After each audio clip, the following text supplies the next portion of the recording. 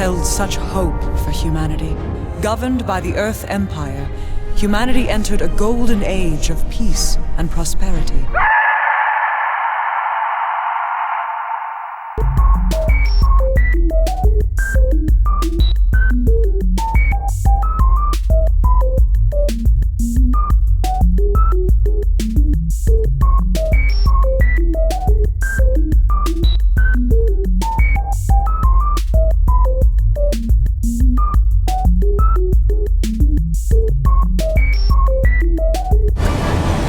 I saw this game and it had giant robots and laser guns, but what really caught my attention was the word Supreme in the title.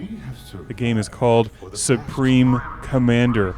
And maybe this is just me, because I'm crazy, but whenever I hear the word Supreme, I immediately think of burritos. As in the Taco Bell Big Beef Burrito Supreme. Construct a few power generators and mass extractors. And although realistically I did not expect this game to have anything to do with burritos or sour cream or delicious cheddar cheese, I did expect it to have something to do with robots and guns.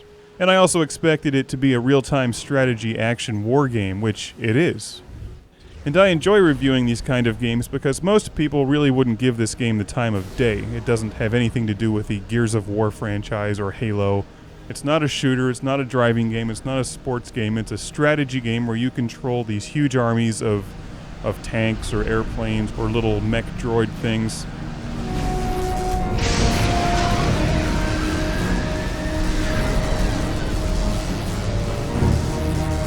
Use your bombers to destroy the UEF forces guarding the radar. Operation area expanded.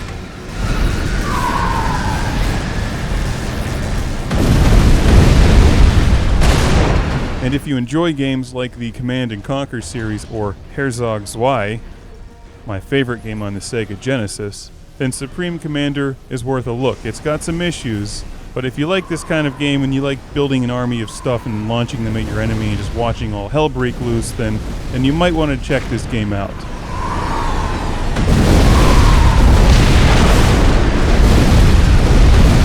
For starters, you pick one of 3 different factions, and each of them has a totally different storyline, and they've got really terrific animation.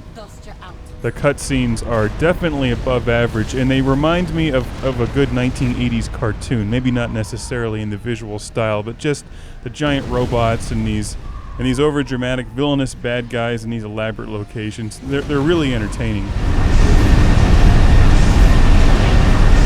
It is time for When you choose one of the 3 different factions to play, you start off with a giant robot thing, and you have to build mass extractors and generators. Mass is like your fuel, generators make the power, and then you can build factories into air and ground and sea units from there. And then you give them commands and sit back and watch as they all die. You can do things like, okay, you 2 jeeps, go and attack that army of 500 laser cannons as a diversion. You're expendable. And I'm going to create 600 airplanes over here to go and bomb the hell out of those guys. You know what I'm talking about? That's fun. You don't even give a second thought to the fact that those guys in the jeeps may have families. Don't worry about them. Just send them at the laser cannons. It's all for the greater good. dust you out.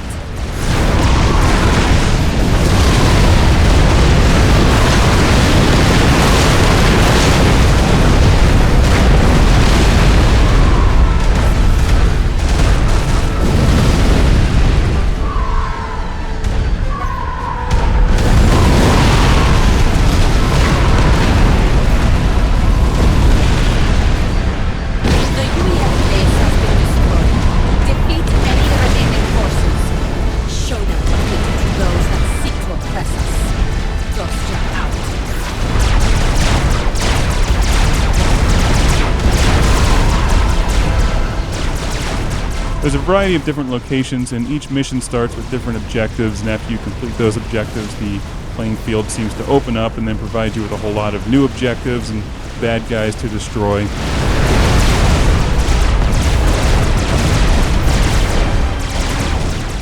I'm very particular about games like this, and they require firm mastery of the controls. The controls in this game are very complex. I don't think they're terribly well laid out, but you do get used to them the more you play it. I enjoy creating an enormous army of 50 to 100 to 150 units, tanks, airplanes, and then commanding all of them at once to destroy the enemy. To me, that's incredibly entertaining. It's like watching the Helm's Deep battle in Lord of the Rings, as you have hundreds of tanks and airplanes rolling towards the enemy, just wiping them out. You may have defeated me, but my spirit lives on in the way! We have freed them. Good job, Commander. Now, the problem with this is that this game suffers from an incredible amount of slowdown. In fact, even if there's only one thing on screen, it seems to slow down. It's very jerky. That might have something to do with the fact the whole thing is done in a three-dimensional environment and you can get down and spin the camera around. I personally think this game would have been better had they done it in straight 2D, just like Herzog Zwei. At times I felt the whole Supreme Commander thing, like your giant Voltron-like guy that's walking around the battlefield, was fairly unnecessary. In Herzog Zwei, your transformable robot was the focus of the game. You could be a robot and walk around and shoot things, or turn into your transport airplane, fly around and drop off units and stuff. In this game, it may as well be a giant burrito that just makes things with magic. And then you take all of your tanks and whatnot and command them, and can just leave your giant burrito standing in the corner somewhere. This probably isn't one of my favorites of this genre. However, if you like this kind of game, I do recommend checking it out. I found a used copy at GameStop for a good price. You can also find it on eBay. And perhaps if they come out with a sequel, they'll be able to improve some of the gameplay and slowdown issues.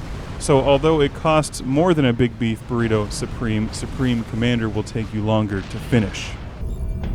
You spend too much time in here alone, Doctor. I must never forget why we're fighting. Oh, yes.